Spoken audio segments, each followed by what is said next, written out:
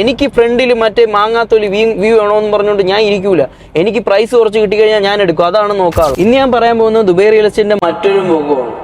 അതായത് Dubai real estate ഒരു സമയത്ത് താഴോട്ട് വന്നിട്ടുണ്ടായിരുന്നു, 3 ടൈമിൽ താഴോട്ട് വന്നിട്ടുണ്ടായിരുന്നു. ഒന്ന് 2008-ലും 2015-ലും 2019-ലും. ഈ 3 ടൈമും എന്താണെന്നുള്ള, ഒന്ന് റെസിഷൻ ആയിരുന്നു, രണ്ടാമത്തെ ടൈമിൽ ഗ്ലോബലി ആയിരുന്നു, മൂന്നാമത്തെ ടൈമിൽ എന്ന് പറഞ്ഞു കഴിഞ്ഞാൽ കൊറോണ ആയിരുന്നു. അപ്പോൾ ഈ താഴോട്ട് വന്ന സമയത്ത് നമ്മൾ യൂണിറ്റ് വിൽക്കാൻ പറ്റാതെ ഡിസ്ട്രസ് ഡീലിൽ പോയിട്ടുള്ള കഥകളാണ് എല്ലാവരും പറയുന്നത്.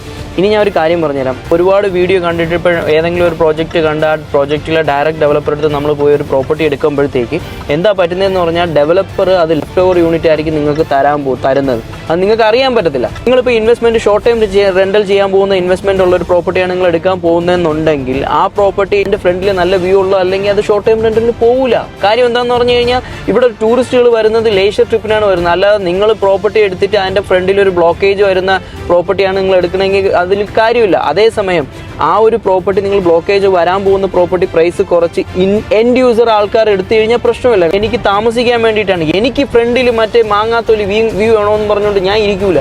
എനിക്ക് പ്രൈസ് കുറച്ച് കിട്ടിക്കഴിഞ്ഞാൽ ഞാൻ എടുക്കും, അതാണ് നോക്കാറുള്ളത്. അപ്പം എപ്പോഴും ഒരു കാര്യം നമ്മൾ ശ്രദ്ധിച്ച് വേണം ചെയ്യാൻ വേണ്ടിയിട്ട്. അത് കൺസൾട്ടൻറ്റിനെ അതുകൊണ്ടാണ് ഇവിടെ നിയമിച്ചിരിക്കുന്നത്. കൺസൾട്ടൻറ്റ് ലൈസൻസ് എന്നൊക്കെ പറഞ്ഞു കഴിഞ്ഞാൽ അത് കഷ്ടപ്പെട്ട് പഠിച്ചെടുക്കുന്ന ലൈസൻസാണ്, അല്ലാതെ വെറുതെ നടന്നു പോകുമ്പോൾ ഒരെണ്ണം എടുത്തോ എന്ന് പറഞ്ഞു കൊടുക്കണമല്ല.